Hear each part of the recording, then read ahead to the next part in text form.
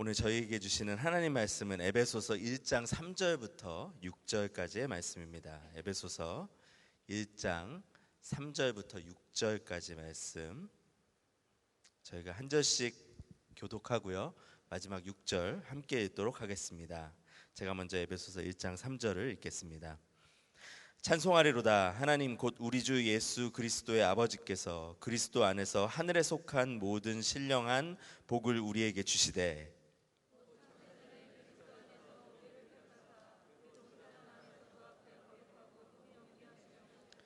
그 기쁘신 뜻대로 우리를 예정하사 예수 그리스도로 말미암아 자기 아들들이 되게 하셨으니 이는 그가 사랑하시는 자 안에서 우리에게 거저 주시는 바 그의 은혜의 영광을 찬송하게 하려는 것이라. 아멘. 네, 저희 한 가지 좀 광고 말씀을 먼저 드리겠습니다.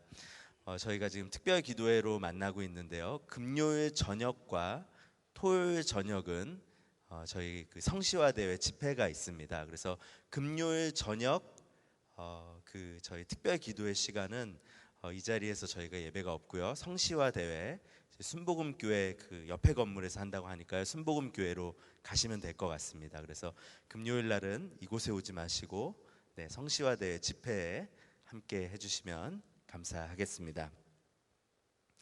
네, 저는 그 잠시 단기 선교사로 캄보디아에 가서 살았던 적이 있습니다.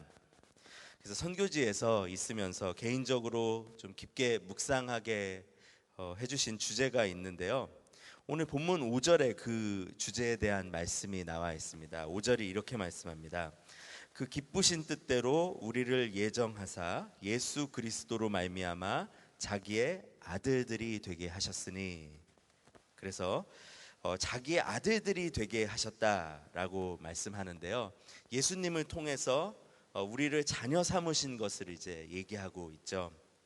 자녀 삼으심이 영어로는 입양을 뜻하는 adoption이라는 단어가 쓰여졌는데요, 이 자녀 삼으심을 묵상하게 된 이유는요, 제가 캄보디아에서 이해하게 된 고아에 대한 그 모습 때문입니다. 고아에 대한 이해가 깊어지면서 하나님의 자녀 삼으심에 대해서 묵상을 하게 되었습니다. 캄보디아는 수십 년 전에 큰 이제 학살이 있었습니다. 킬링필드라고 불리는 학살이 있었고요, 그 이후에도 계속 오랫동안 이제 내전이 계속 이어졌습니다. 그래서 밀리언 단위의 이제 사람들이 거기서 학살과 뒤 이어온 내전과 그다음에 내란을 통해서 많은 사람들이 이제 죽게 된 것이죠. 그래서 그 일을 통해서 길거리에는 숫자를 셀 수 없는 고아들이 쏟아져 나오게 되었습니다. 엄청난 숫자의 이제 고아들이 생긴 것인데요, 이게 참 이미 오랜 시간이 지난 일입니다. 그 킬링필드가 있었던 게 75년부터 79년, 그리고 내전이 이제 90년도 정도까지 좀 이어졌다라고 생각했을 때 저희가 2020년이잖아요. 지금 이미 오랜 시간이 지났기 때문에 이것들이 다 회복이 되어 있어야 하지만 마음 아픈 사실은요, 오랜 시간이 지났지만 여전히 고아와 같이 살아가는 아이들이 많이 있다라는 것입니다. 시간이 지나면서 알게 된 사실인데요, 부모가 있는데도 고아와 같이 자라는 아이들이 많이 있습니다. 아이를 길거리 아이들처럼 키우는 부모님들이 계시더라고요. 아이를 국어를 하도록 밖으로 도시로 내보내고, 또 다리가 불러져서 치료가 필요한 상황인데도 그냥 방치해가지고 아이가 평생 다리를 절며 살아야 되는 경우들도 봤고요. 저희로서는 상상도 할 수 없는 일이 아직도 벌어지고 있습니다. 어떻게 이럴까? 조금 지내다 보니 그 이유를 알겠더라고요. 그 이유가 뭐냐면 자신이 고아로 자랐기 때문에 자신의 자녀를 자신이 그냥 경험한 대로 키우는 것입니다. 어떻게 자녀를 키워야 될지를 몰라요. 그러니까 고아로 자란 모습과 같이 자신이 경험했던 것과 같이 자신의 자녀들에게도 그대로 그 악순환을 물려주게 되는 것이죠. 제가 이제 캄보디아에서 섬겼던 교회가 있는데요, 그 교회는 특별한 배경이 있는 교회였습니다. 고아들에 의해서 개척이 된 교회였어요. 그러니까 이 교회가 어떻게 생겼냐면은 처음에는 이제 선교사님들이 정말로 사랑으로 섬기면서 아이들이 하나님의 은혜를 경험하면서 그 지역에 있는 교회로 갔던 거예요. 그런데 캄보디아 교회들은 보통 자립이 안 됩니다. 워낙 가난한 나라기 때문에 이게 자립이 안 돼 있으니까 견디고 견디다가 교회를 하시던 분이 이제 떠나신 거예요. 도저히 할 수가 없어서. 그러니까 이제 아이들이 예배를 드리고 싶은데 예배를 드릴 곳이 없는 것이죠. 그래서 우리가 목회자는 없지만 우리끼리 예배를 드려보자. 그래서 개척된 교회에 이제 가서 섬기게 되었습니다. 그래서 이 교회를 이제 섬기는데요. 고아들이 개척을 한 교회니까 이제 다 성장하고 나서도 고아인 이제 성도님들이 많이 계셨었고요. 그래서 이 교회를 섬기면서 어덥션, 주님의 자녀 삼으심에 대해서 좀 더 깊게 묵상할 수 있었습니다. 이제 고아원을 가보신 분들은 알겠지만 선교사님들이 정말 열심히 섬기십니다. 그 아이들을 사랑으로 섬기시고 복음을 전하기 위해서 자신의 삶을 부으시고 드릴 뿐만 아니라 아이들을 온 힘을 다해서 먹이고 입히고 또 공부도 열심히 시켜서 아이들의 삶에 있는 악순환을 끊어내기 위해서 정말 이제 열심히들 섬기시거든요. 전인적인 변화를 위해서 노력하는 거죠. 법적으로 아이들이 성인이 되면 떠나야 되기 때문에 그 전까지 최선을 다해서 섬기는 것입니다. 이제 아이들이 커서 이제 고아원을 떠나게 되면은요, 그 센터를 떠나게 되면 참 아름다운 케이스들도 있습니다. 그래서 제가 섬기던 교회에 다음 세대 사역을 하던 여자 전도사님이 고아원 출신이셨어요. 또 거기서 자라서 다른 곳에 선교사로 간 친구도 있어요. 하나님께서 놀랍게 일하시는 거죠. 하나님께서 선교사님들을 주님의 손으로 사용하셔서 구덩이에 빠진 것 같은 그 인생들을 구출하시고 그 인생이 얼마나 존귀한지, 그 인생 가운데 하나님께서 얼마나 놀라운 뜻을 가지고 계신지를 알게 하셨습니다. 하지만 가슴이 무너지는 일들도, 그런 소식도 보게 됩니다. 많은 분들의 사랑과 기도로 키워서 성인이 되어 센터를 떠난 여자아이가 얼마 되지 않아서 거리에서 잠깐 만난 남자의 아이를 임신해서 돌아오고 또 미혼모가 되어서 살아가는 그런 모습도 보게 되고요. 최선을 다해서 사랑을 주고 품었는데도요, 그 사랑에 참 목말라서 아주 작은 유혹에도 넘어지는 그런 친구들도 보게 됩니다. 이 고아원에서 자란 친구들 보면 정말 이쁘거든요. 정말 귀하고 정말 너무너무 멋있고 이쁜 친구들이 많습니다. 근데 그 친구들이요, 이쁜 친구들인데도 항상 주눅 들어있고요, 열등감 가운데 살아가는 친구들이 참 많습니다. 그래서 이 모습을 보면서 아이들에게 정말 필요한 게 무엇인가 라는 것을 깨닫게 되었습니다. 그것은 아빠 엄마의 품이고 사랑이다 라는 것을 느끼게 되었습니다. 많은 선교사님들과 후원자들이 아이들을 품게 노력하지만 아빠 엄마의 사랑을 받지 못한 아이들이 참 사랑에 굶주려 있습니다. 보석 같은 친구들이 사랑의 결핍 때문에 추락하는 일을 보는 것은 선교사들에게는 아주 큰 아픔이죠. 제가 이제 어느 날 책을 보다가 미국의 팝스타인 마돈나가 전에 했던 인터뷰의 내용을 본 적이 있습니다. 마돈나 정말 유명한 분이죠. 팝스타로서의 최고의 인기를 누렸고요. 그리고 많은 재산도 가지고 있습니다. 마돈나는 또 자기가 원했던 것들을 이룬 아주 진취적인 인물로 유명합니다. 자신이 원하는 남자들과 결혼했고 음악뿐 아니라 연기 등 다른 분야에서도 자신이 이루고 싶은 일들을 아주 진취적으로 이뤄내는 인물로 유명했었죠. 그래서 이제 이 마돈나가 어느 날 인터뷰를 하게 되었습니다. 인터뷰를 진행하는 사람이 마돈나의 업적을 막 칭송했습니다. 당신이 이런 것도 하고 이런 것도 해내고 정말 대단한 사람입니다. 그러니까 마돈나가 사실이니까요, 이렇게 프라이드를 가지고 이제 끄덕끄덕했습니다. 그렇게 진행되던 인터뷰에서 한 가지 생각하지 못했던 질문을 인터뷰어가 했습니다. 이렇게 물었습니다. 당신이 정말 많은 것을 가지고 있는데, 그런데 혹시 당신이 가지고 있는 모든 것, 모든 업적을 주고서라도 이루거나 가지고 싶은 또 다른 게 있습니까? 이렇게 이제 물어본 것이죠. 그런데 이 질문을 들은 마돈나가 갑자기 말을 잇지 못했습니다. 조금 지난 후에 눈에는 눈물이 한가득 고였습니다. 한참 후에 마돈나가 입을 띄었습니다. 자신이 이룬 것을 다 주고서라도 가지고 싶은 것이 한 가지 있다고요. 엄마. 마돈나는 아주 어렸을 때 어머니를 잃어버리고 고아와 같이 자란 사람이었습니다. 후에 마돈나의 삶에 변화가 일어납니다. 마돈나가 한 아이의 엄마가 됩니다. 마돈나는 자신이 아이의 엄마가 되고 나서 왜 자신이 그렇게 엄마를 그리워했는지 그 이유를 알게 됐다고 합니다. 자신이 모든 것을 주고서라도 엄마를 가지고 싶었던 이유는 엄마가 줄 수 있는 조건 없는 사랑 때문이었던 것 같다. Unconditional love. 나는 이것이 필요했던 것 같다. 이렇게 이야기를 했습니다. 그런데 하나님의 사랑을 경험한 사람들은 다 알고 있죠. 이 엄마 아빠의 사랑, 이 사랑은 하나님의 조건 없는 사랑의 작은 조각과 같은 것이죠. 사실 부모님이 줄 수 있는 조건 없는 사랑은 하나님의 조건 없는 사랑의 작은 조각과 같은 것입니다. 그래서 마돈나가 자신이 가진 모든 것을 걸고 갖고자 했던 것은 사실 하나님의 사랑입니다.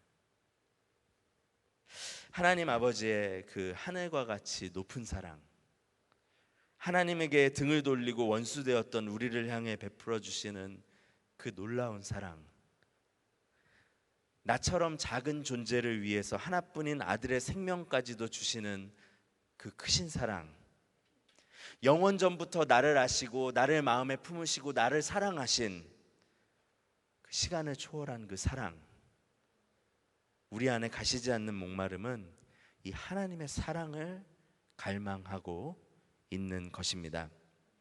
그래서 캄보디아 아이들을 보면서요, 더욱 확신을 갖게 되었습니다. 복음을 통해 경험하는 하나님의 사랑만이 한 사람의 삶을 온전하게 할 수 있다. 한 사람의 마음 가운데 하나님의 사랑이 부어졌을 때 그 사람이 진짜 얼마나 존귀한 사람인지를 알게 되고 그 사람의 삶에 진정한 변화가 일어날 수 있다. 그 확신을 갖게 되었습니다. 그래서 선교지를 위해서 저희가 기도할 때요, 이 역사를 위해서 좀 기도해 주십시오. 주님, 땅끝에 있는 한 영혼이 하나님의 크신 사랑을 알게 되어서 그 중심 가운데 하나님의 사랑이 부어진 바 되게 하여 주시옵소서. 저희 안에도 선교지가 있습니다. 우리 다음 세대 아이들의 마음에 주님의 그 사랑이 부어진 바 되어서 영원한 변화가 일어나지 않으면 우리의 아이들이 고아와 같은 삶을 살아갈 수밖에 없습니다. 그래서 기도해 주실 때, 주님, 저희 다음 세대 가운데 그 하나님의 무한한 사랑이 그 마음 가운데 부어지게 하여 주시옵소서. 그래서 영원한 변화가 일어날 수 있도록 주여 그 사랑을 경험하게 하여 주시옵소서. 이렇게 저희가 기도해야 합니다. 저희 새순교회 찾아오시는 그리스도를 모르시는 분들에게도 마찬가지입니다. 저희가 만나서 전도하려는 분들에게도 마찬가지입니다. 저희가 오늘 삶 가운데서도 만나고 있는 다민족 분들, 호주 분들 가운데서도 마찬가지입니다. 그 사람들에게는 하나님의 사랑이 부어진 바 되어야 합니다. 그래서 이것을 위해서 저희가 함께 기도해야 합니다. 그래서 이렇게 고아를 보면서 하나님의 사랑을 묵상하게 되었는데요, 그 가운데 하나님은 저에게도 일하시기 시작하셨습니다. 하나님께서는 제 안에 있는 고아와 같은 모습을 발견하게 하셨습니다. 이 선교지에서 살면은요, 삶이 되게 심플해져요. 단순 작업들 되게 많이 하고요. 그다음에 밤에 늦게 없어요. 왜냐하면 사람들이 더운 나라니까 일찍 일을 시작해야 되니까 다들 일찍 잡니다. 저희처럼 이렇게 밤에 예배 한번 하기 되게 힘들어요. 한참 걸렸어요, 그 예배 시작하는데. 그래서 이제 되게 심플한 삶을 살고요. 또 이제 가서 선교사로 나갔지만 언어 준비가 많이 안 돼 있었기 때문에 이제 관계가 되게 또 심플한 거죠. 그러니까 삶이 굉장히 심플하고 아주 단순한 삶을 살게 되었습니다. 그러다 보니까요, 제 모습이 되게 투명하게 보이기 시작하더라고요. 왜 책 제목에도 있잖아요. 멈추면 비로소 보이는 것들인가요? 그 책 제목 있잖아요. 근데 저도 삶이 좀 천천히 가게 되고 심플하게 가게 되니까 저에게서 보지 못했던 것들을, 제 안의 모습들을 볼 수 있게 되더라고요. 목사가 아닌, 선교사가 아닌 한 명의 신자로서의 제 모습을 볼 수 있었습니다. 그래서 저의 마음속 깊은 곳을 보는 것은 사실 굉장히 곤욕스러운 일이었습니다. 제 안에 있는 세상을 사랑하는 마음, 사람들에게 인정받고 싶은 그 강렬한 욕구, 주님보다도 더 사랑하는 것들, 이런 것들을 발견하는 일은 참 어려운 일이었습니다. 이것들을 쫓는 저를 보면서요, 하나님의 사랑, 하나님 아버지의 사랑 가운데 거할 시간도 없는 고아와 같은 저의 모습을 발견하게 되었습니다. 여러분, 오늘 내 영혼이 무엇을 쫓고 있는지 어떻게 알 수 있을까요? 그것을 아는 것은 그렇게 어렵지 않습니다. 내가 오늘 무엇을 가장 기뻐하는지를 보면 됩니다. 내가 가장 기뻐하는 것이 내 영혼이 쫓고 있는, 내 삶이 쫓고 있는 것입니다. 내가 사람의 칭찬을 가장 기뻐한다면 내 영혼은 오늘도 그것을 쫓아다니고 있는 것이죠. 내가 오늘 나의 재물을 가장 기뻐하고 있다면, 혹은 반대로 재물이 나의 기쁨을 빼앗아가고 있다면 나는 재물을 쫓아 살고 있는 것이죠. 성공이 나에게 큰 기쁨을 준다면 성공에 나의 영혼은 붙들려 있는 것이죠. 이것이 중요한 이유는요, 내가 기뻐하는 것, 즉 내 영혼이 쫓고 있는 것, 이게 우리 삶의 가치를 결정하기 때문입니다. 우리 삶의 가치는요, 내가 생각한 만큼 우리의 삶의 가치가 결정되지 않습니다. 나의 이상이 나의 삶의 가치를 결정하지 않습니다.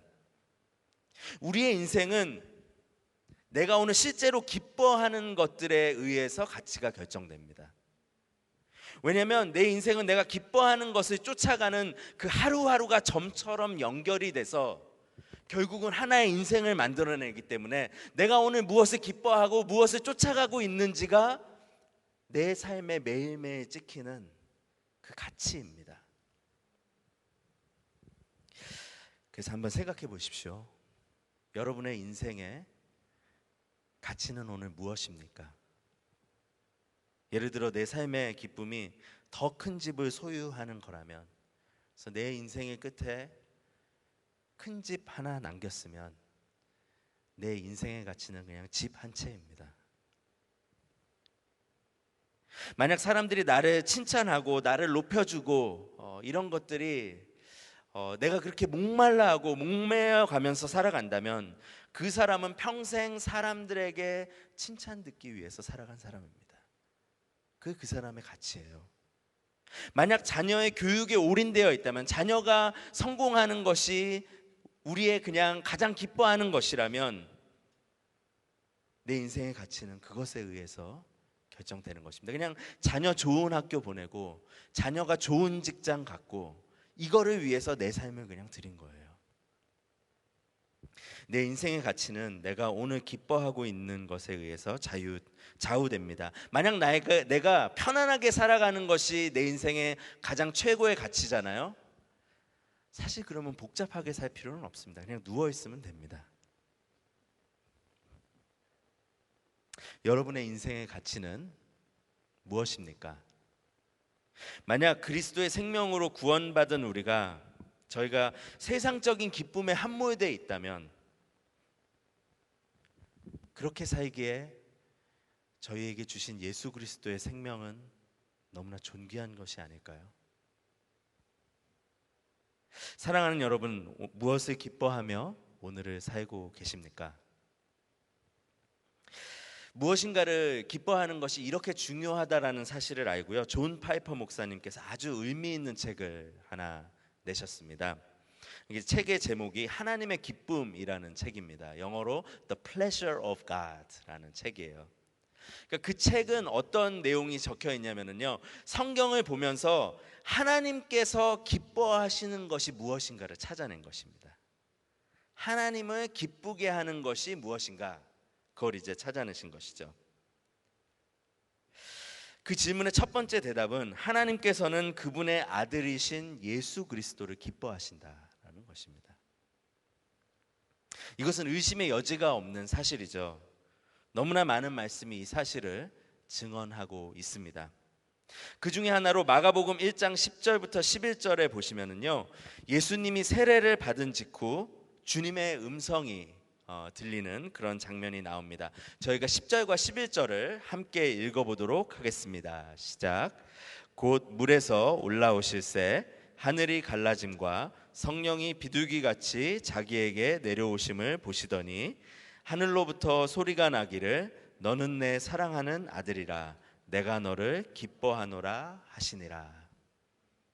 하나님께서는 그분의 아들이신 예수 그리스도를 사랑하고 기뻐하십니다. 그런데 오늘 본문인 에베소서 1장 4절과 5절은요, 우리에게 놀라운 사실을 또한 알려주고 있습니다. 4절과 5절에 보시면은 4절에서 먼저 무엇을 얘기하냐면요, 예수님의 온전함을 믿는 자들에게 주신 것을 말씀합니다. 우리로 사랑 안에서 그 앞에 거룩하고 흠이 없게 하시려고. 그래서 그 그리스도의 거룩하고 흠 없으심을 그 예수님을 믿는 사람들 통해서, 그리스도 안에서 연합을 통해서 우리가 그것을 소유하게 된다라는 것을 4절이 알려주고 있습니다. 그리고 5절에서 이어서 자녀 삼은 것을 얘기합니다. 저희를 자기의 아들들이 되게 하셨으니.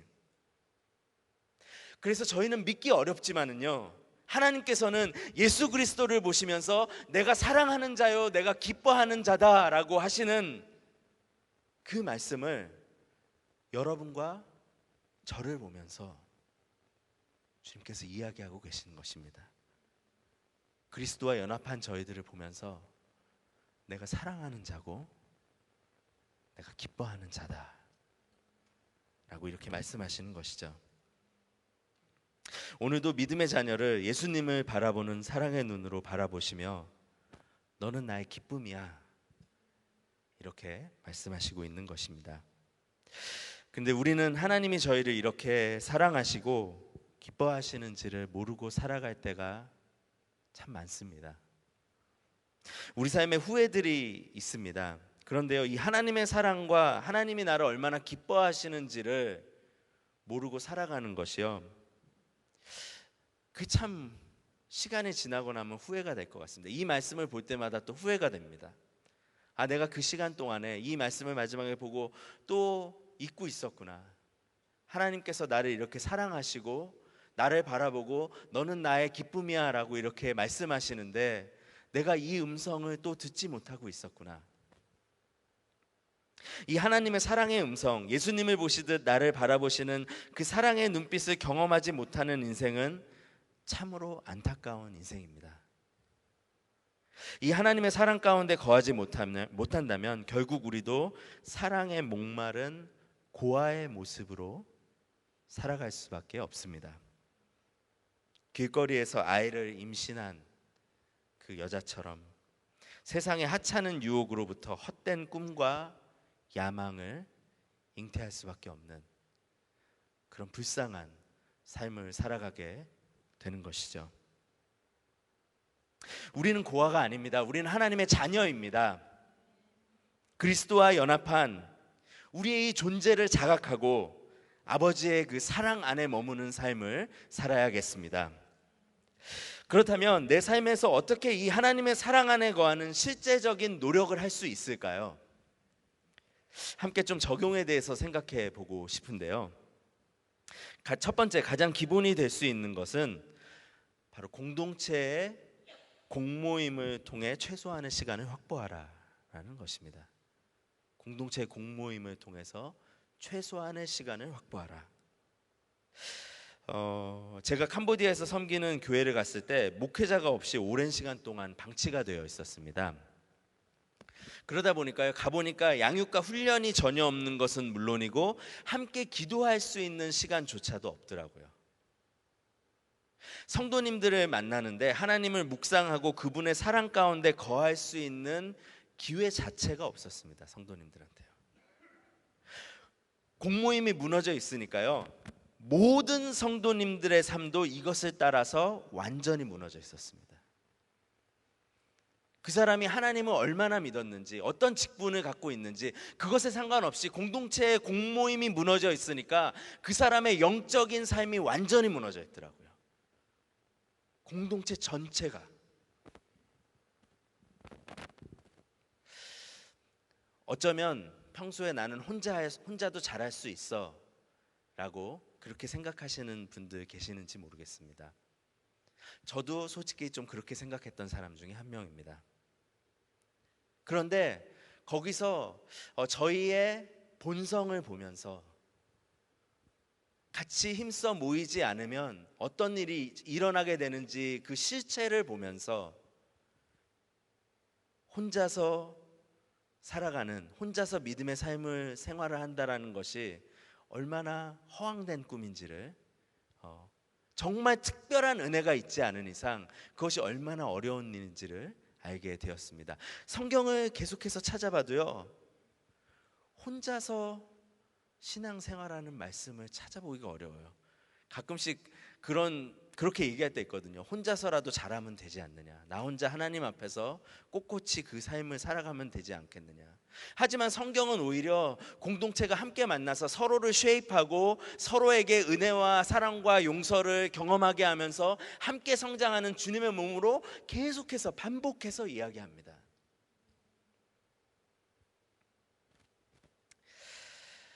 그래서 여러분, 공동체가 함께 기도하고 예배하는 시간을 주님의 사랑 가운데 거하는 최소한의 시간으로 확보해야 합니다. 그래서 주일학교에서도요, 올해 표어를 뭐로 정했냐면요, 그러니까 예배를 첫 자리에 두자는 표어로 정했어요. 예배를 첫 자리.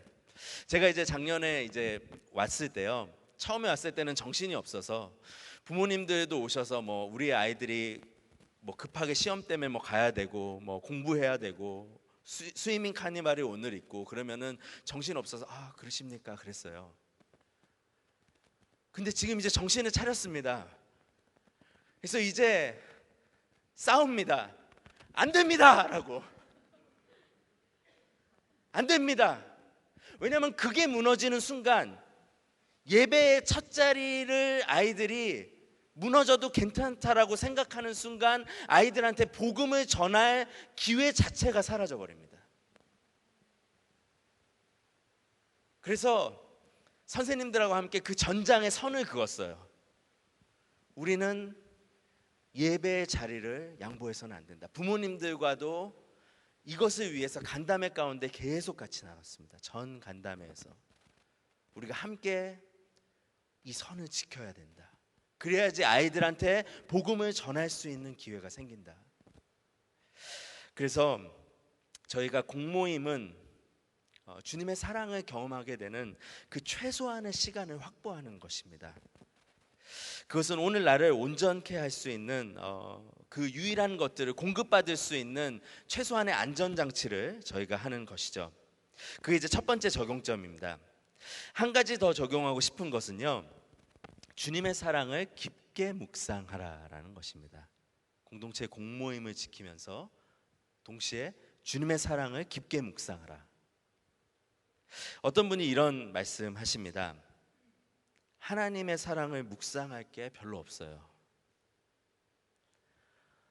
너무 많이 들어서 이제는 그냥 하나님의 사랑 해도 별로 떨림이 없어요.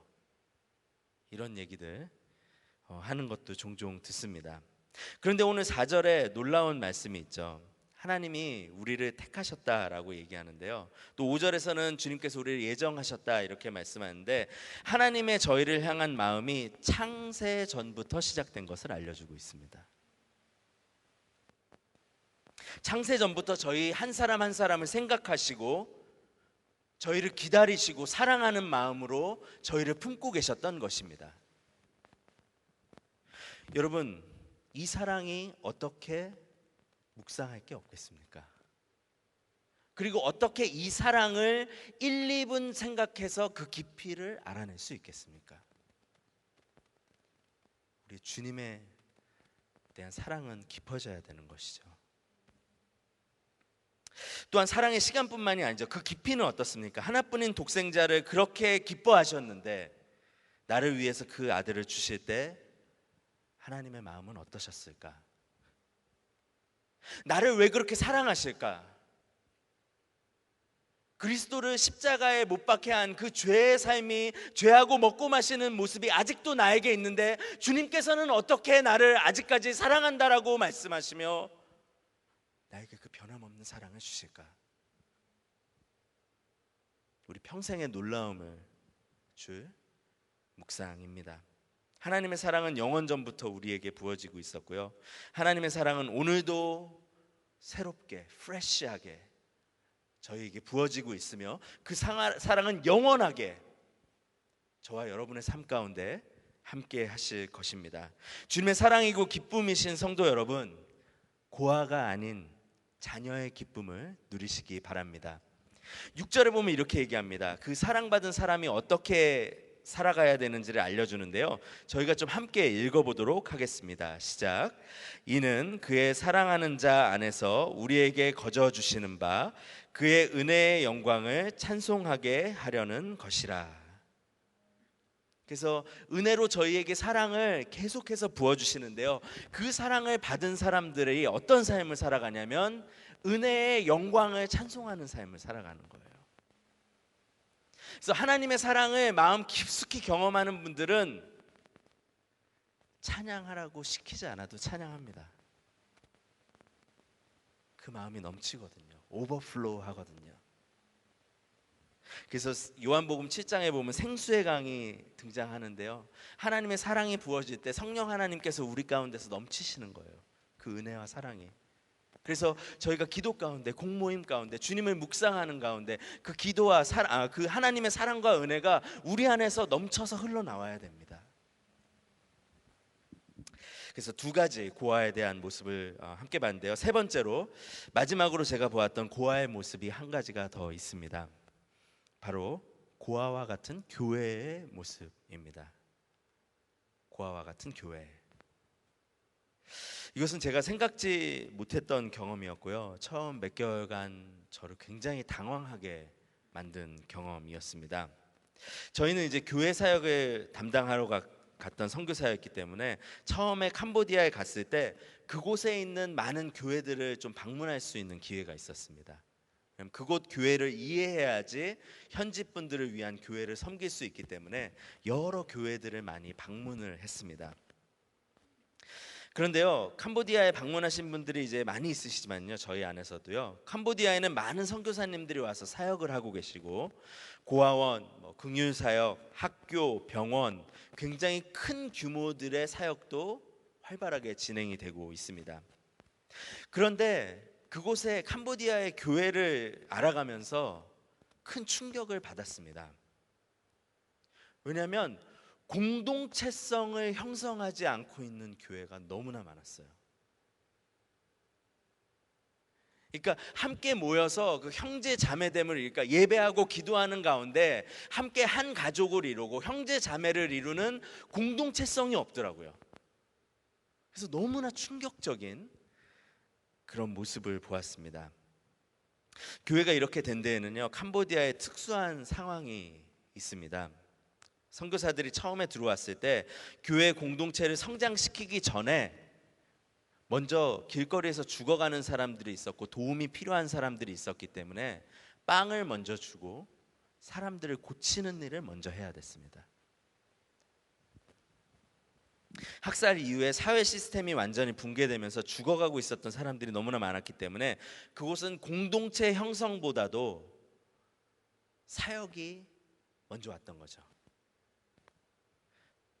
그래서 이것이 오랫동안 굳어진 교회는요, 예배, 기도, 또 영적인 모임이 없이 사역 중심으로 교회가 막 돌아가고 있는 거예요.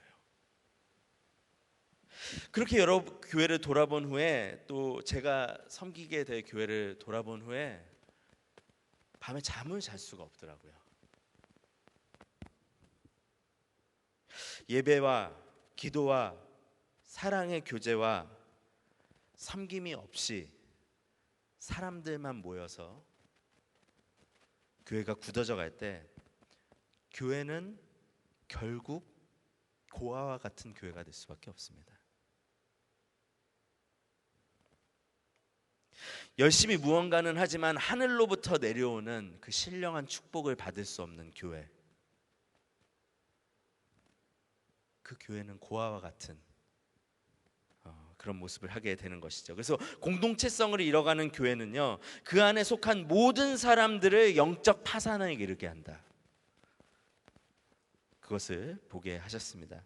그래서 그때의 위기감은 아직도 마음 가운데 가시같이 박혀 있습니다. 생각지 못한 경험이었습니다. 그 시간을 지났을 때 한 가지 마음의 확신이 들었습니다. 교회의 영적인 모임과 더불어 공동체성을 지키는 것은 영적 전쟁의 최전방에 서는 일이다. 다시 한번 말씀드리겠습니다.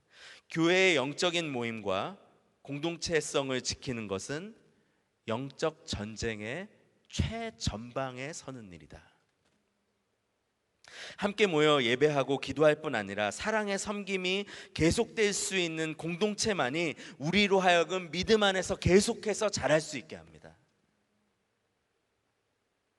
그래서 캄보디아에 처음에 갔는데 한 선교사가 얘기를 해주는 거예요. 제가 오전엔 잘못 얘기했는데 150명의 성인들이 모이는 교회가 있었어요. 사역을 가지고 아주 잘 디자인을 했어요, 선교사 한 분이. 그런데 이 선교사 한 분께서 갑자기 건강에 무리가 오셔서 그곳을 3개월 정도를 떠나게 됐어요. 150명과 많은 아이들이 모이는 교회가 3개월 만에 아무도 모이지 않게 된 거예요. 그러니까 사람은 모아서 앉혀놨지만 모래를 쥐고 있었던 것 같은 거예요. 그 안에 기도와 그 예배 가운데 내가 교회인 것을 자각하지 못하고 하나님께서 신령한 그 내려주시는 신령한 은혜를 경험하지 못한 그 사람들은 그 쥔 손을 폈을 때 다 사라져 버리는 것입니다. 그래서 교회의 공동체성이 없다라는 것은 그렇게 위험한 것입니다. 신기루와 같은 것입니다. 오늘 본문 전체를 다시 한번 보시기 바랍니다. 3절부터 6절까지 계속 반복되는 것이 있죠. 3절에 보시면은 우리 주 예수 그리스도, 또 끝에 신령한 복을 우리에게 주시되, 4절에도 보시면 우리를 택하사 우리로 사랑 안에서, 5절에도 보시면 우리를 예정하사 아들들이 되게 하셨고, 6절에 보시면 우리에게 거저 주시는 바, 우리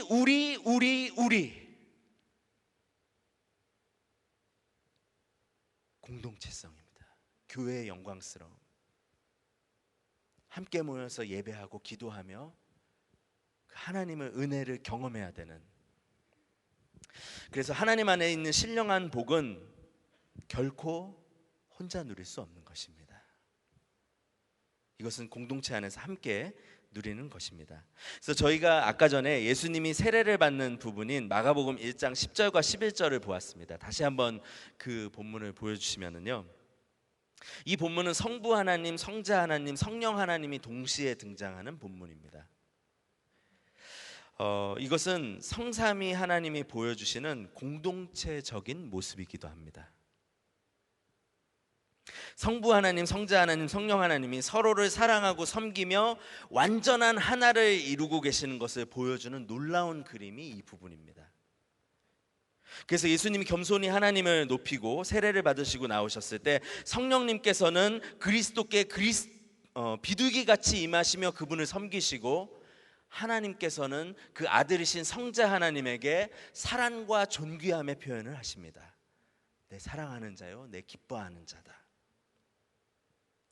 그래서요, 저희가 구원을 얻는다라는 것은요, 하나님을 내 삶에 끌어들이는 게 아니에요. 저희가 구원을 얻는다라는 것은 영원 전부터 이 완벽한 교제 가운데, 사랑 가운데 계시는 성부, 성자, 성령 하나님의 이 교제 가운데로 저희가 들어가는 것입니다. 이것이 영생입니다. 그래서 교회의 공동체성이 중요한 것은요, 저희가 영원토록 누릴 이 교제, 이거를 이 땅에서 저희가 경험할 뿐만 아니라 이 땅 가운데 그 하나님의 모습을 드러내기 때문입니다.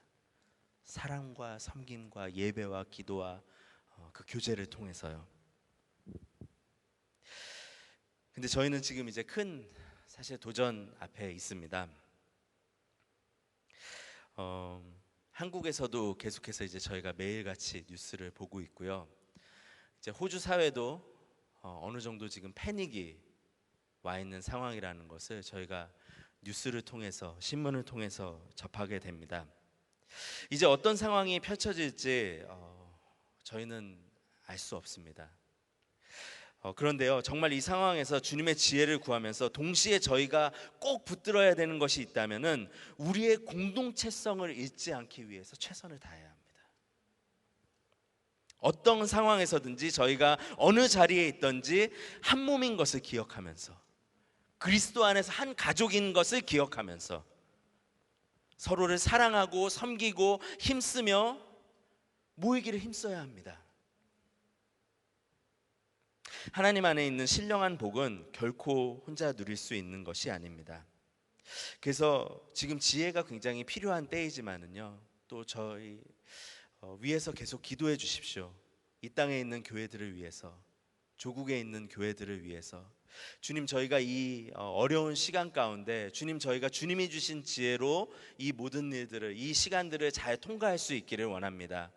하지만 주님, 또한 이 시간을 통과하는 동안에 저희가 공동체성을 잃어버리는 것이 아니라 오히려 더 단단한 공동체가 되기를 소망합니다.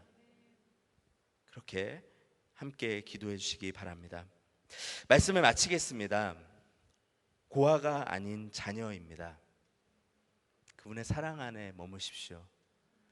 그분의 기뻐하시는, 하나님의 기뻐하신다라는 그 시선에 오늘 그분과 눈을 맞추십시오.